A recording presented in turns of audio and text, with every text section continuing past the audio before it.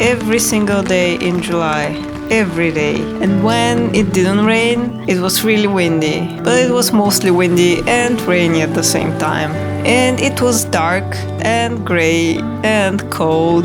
Most days it felt like it was November. The last few summers in Denmark have been unusually warm, and I have almost let myself be fooled that this is going to be the new normal. I know that it's unfair to expect a hot summer so far up north, and when you get it, it's just another sign of a climate disaster to come. But as a lover of sun and heat, I can't help myself.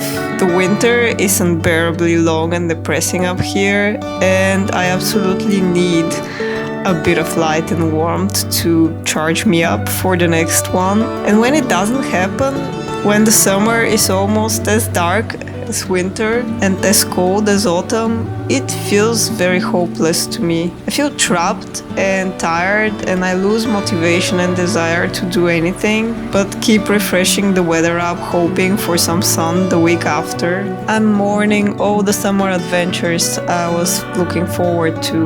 But this can't continue, of course. I know I shouldn't let it continue. I need to find a way to enjoy this summer while it's still here, because even a cold, wet summer must have some charm, and I must find it. After all, there are still leaves on the trees, and there are still flowers in the fields, and the days are still long and full of possibilities. It's cold, but it's not freezing.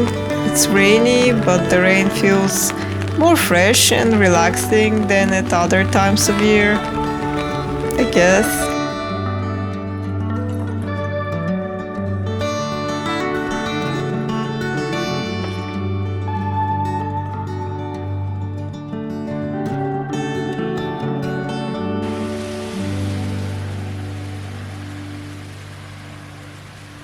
What I like about summer showers is how sudden they come and how powerful they are. I quite love them, in fact, especially when they come with a nice thunderstorm. I don't really mind that it rains. I just find the lack of weather variety somewhat understimulating. But when there's a lot of work to do inside, I guess it helps that the outside isn't very inviting. That way I can better focus on my tasks. Well, it turns out that rainy weather is its own kind of distracting. When it's so dark and autumn-like outside, I can't help but crave sweets and cakes. And I'm not even someone who enjoys cooking or being in the kitchen all that much, but baking, it has that cozy appeal to me, and a tasty reward at the end. My granola of choice has gone up in price recently, so I figured out how to make my own at home, and I love how quick, easy and delicious it is. Not quite an impressive baking project, if it can even be considered baking at all, but it smells just as lovely.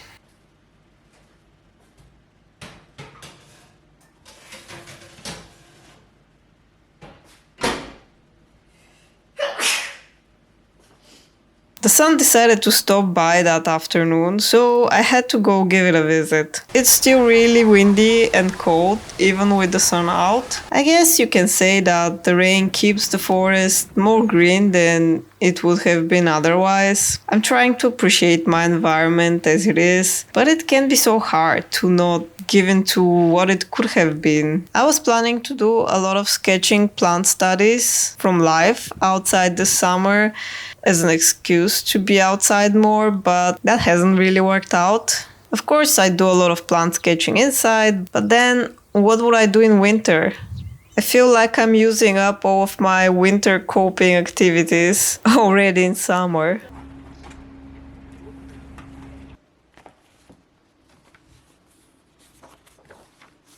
I've been feeling very drawn to the heath shrub. Maybe it's because it reminds me of autumn. I've enjoyed studying it quite in depth for no particular reason, but because I've been wanting to. I guess that's always a good way to spend time, doing something for no reason, but the enjoyment you get from it. I've actually found that these moments often pay off eventually. There are many client projects I got based on work I've done just for fun, just for myself, so I now know they're not really a waste of time. Though it's important to remember that these moments of enjoyment are important all by themselves and not because they might lead to something else. It is also perfectly okay when they don't.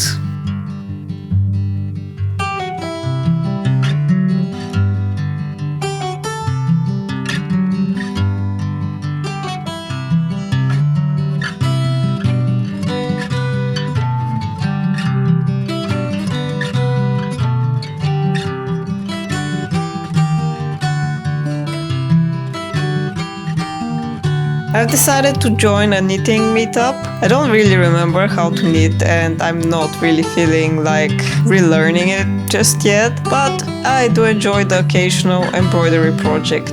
And as I have none going on, I started one. I kept avoiding it because I find it hard to transfer my sketches to the fabric, and drawing directly on the fabric gets messy real quick. A light table might be helpful with this, but I don't have one, so I've resorted to using the window with mixed results. The fabric moves way too much and my sketch is tiny, so it was a struggle.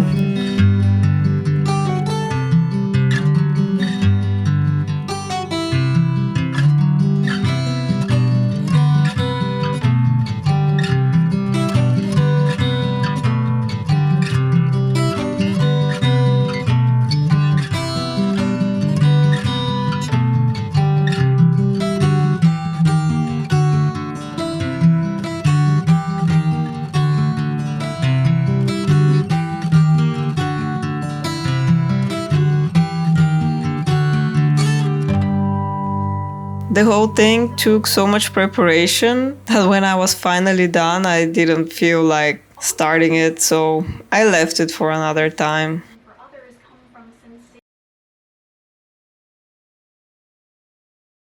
Sometimes I wake up really early. Most of the time I go back to sleep again. Some of the time I peek out to see if it's misty outside.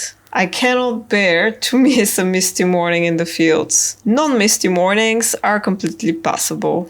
They are just ordinary, nothing to see. Well, that morning wasn't misty, but there was still something special in the air that was calling to me. So I decided to follow it anyway, and I was right to do so. It was the most magical ordinary morning. On one of those impressive cinematic misty mornings, I feel so much pressure to find the most beautiful places with the most beautiful views, take the best photos, that I completely forget to enjoy the moment itself. If it's not for the pictures I take, I probably won't even remember that I was there. But on an ordinary morning, there is no pressure at all. Nothing is special. A walk can just be a walk. It's a sunrise, but you can't see the sun because of the thick clouds. That's okay. A sunless sunrise is a lot more relaxed. The colors are more saturated and more steady. No magical rays to capture. Just a lot of space to simply be.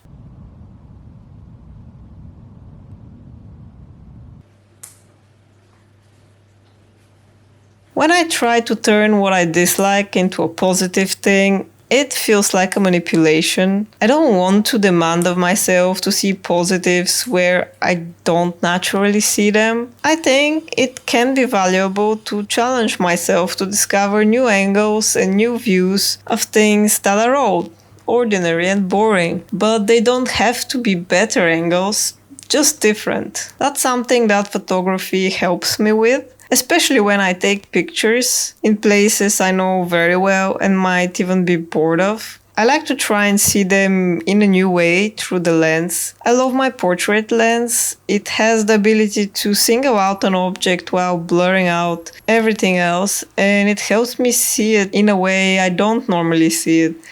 Bigger, more spectacular. Maybe the light hits it in a slightly different, more special way. I think that you can change how you feel about something without forcing it to be something positive. Just something else. A thing doesn't have to be positive to be enjoyable or appreciated. I don't think I can love a rainy cold summer as much as I love a hot and sunny one. I don't think I can love a summer in the fields as much as one in the mountains. But there is also beauty in the melancholy of a lost summer, of a summer that's a bit of a disappointment. And I can enjoy that. Not in the same way I would if it was exactly what I wanted it to be, but in a different way.